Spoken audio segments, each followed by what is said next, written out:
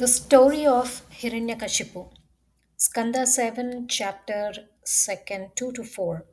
Upon the death of Hiranyaksha, Hiranyakashipu collected his companions and told them that Vishnu was no longer keeping that neutrality and impartiality which he had observed of yore.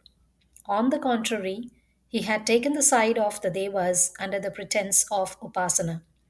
He then consoled his nephew and his brother's wife by words of wisdom, explaining to them the transitory character of the world and the permanence of Atma. He also told them several stories to illustrate the point. Hiranyakashipu vowed enmity to Vishnu. He prayed hard for immortality and supremacy over the Triloki. Brahma became pleased with his asceticism and inquired what boon he wanted. Said Hiranyakashipu, "Let me have no death from any one created by thee. Let not those that are not created by thee kill me inside or outside, by day or by night, with any weapon, either on the earth or in the air. Let no man or animal, with or without life, deva, daitya, or serpent, kill me. As thou art, without a rival in battle, the one glorious Lord of all beings and all Lokapalas, so let me be too. Let me possess all the siddhis." Brahma said, Amen. Hiranyakashipu then ruled the universe. He took the place of Indra. All the devas worshipped him. Brahmanas and other grihasthas performed yagna in his honor and gave offerings to him. The earth yielded plenty even without much effort. There was prosperity all around. The Shastras were, however, not duly respected. All this is a description of the material period, the reign of materiality. A long, long time passed on in this way. At last, the Lokapalas could bear it no longer. They prayed to Vishnu for relief. The Devas heard a voice from heaven. Wait you all. The time has not yet come for the fall of Hiranyakashipu. He shall be the enemy of his own son. I kill him then. Assured by these words, the Devas went to their own place. Hiranyakashipu and Prahlada.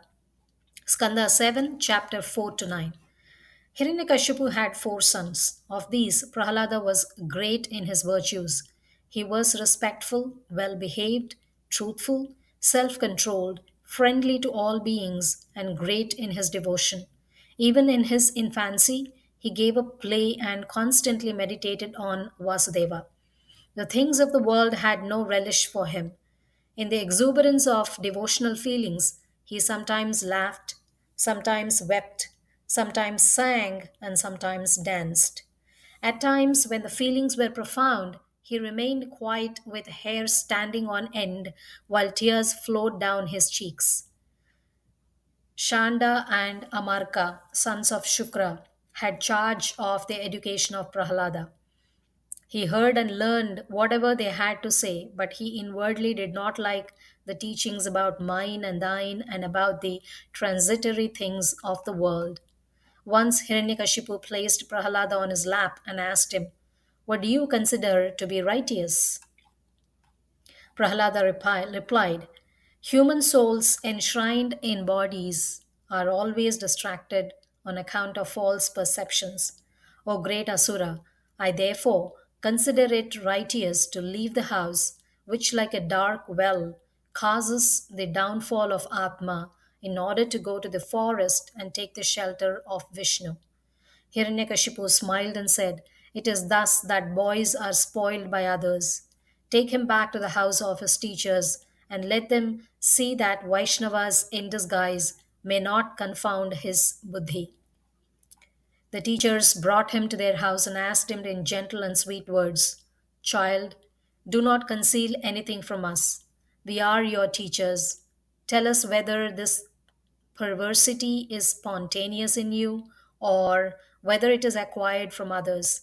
Said Prahlada, "I and others, this is mere false perception caused by the Maya of Bhagavan.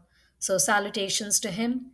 When Bhagavan becomes kind, it is then only that the difference making perception of men disappears. As the iron moves of itself in the presence of a magnet, So the distraction in my buddhi, if you like to call it so, rises of itself in the presence of Vishnu. Get the cane, said one of the teachers. This wicked boy will put us all to shame. He is a disgrace to his family. It is but meet to punish him. The Daityas are sandal trees, and this boy is a thorn plant amongst them.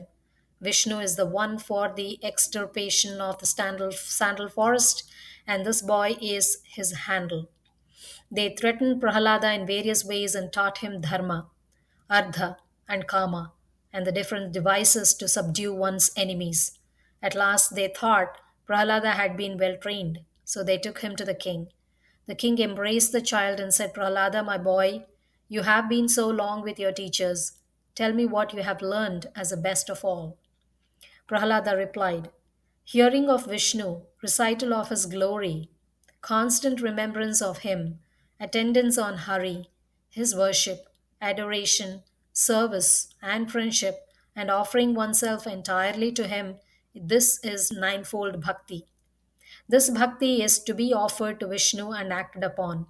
This I deem to be the best teaching.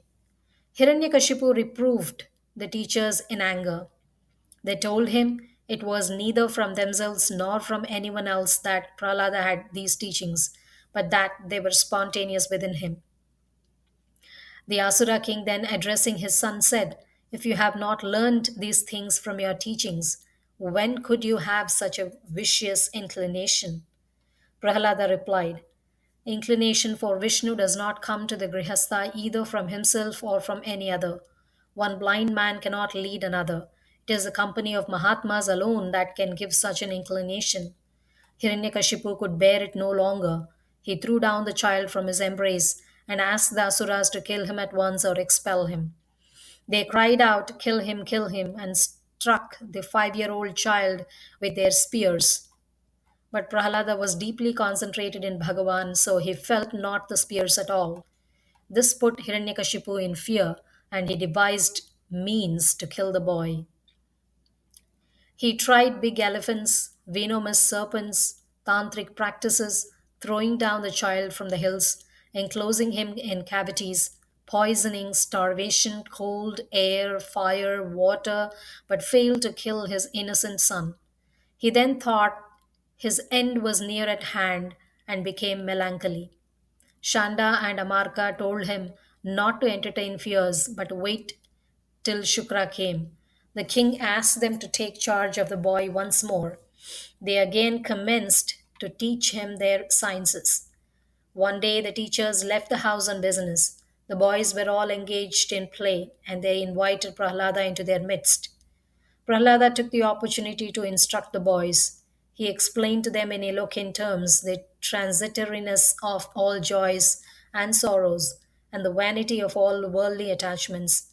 He taught them the imperishable character of Atma and dilated on its relation to the body and the universe. He then preached in glowing words friendliness to all beings and devotion to Bhagavan.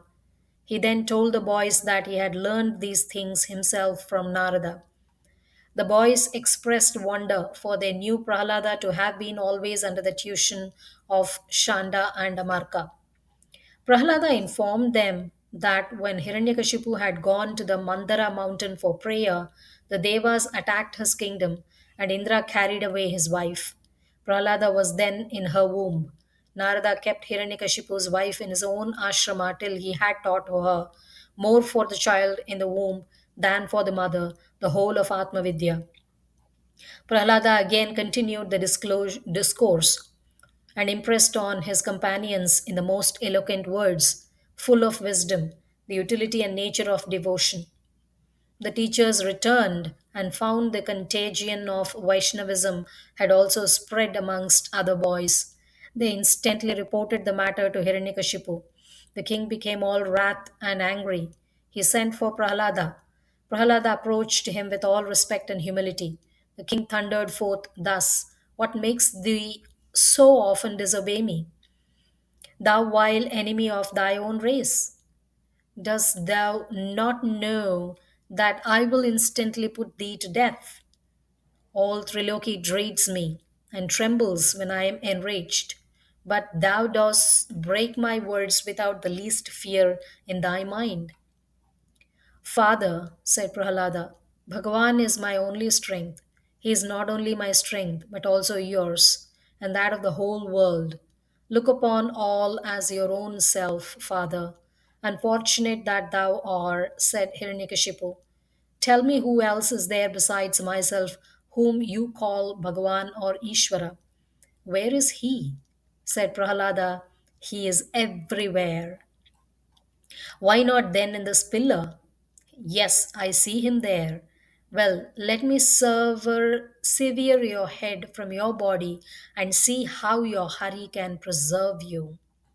So saying, Hiranyakashipu took sword in hand and violently struck the pillar with his fist.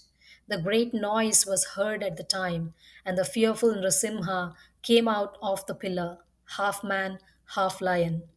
Hiranyakashipu with wonder saw he was neither man nor animal. Nrasimha placed the Asura king on his thighs and tore him with his nails to death.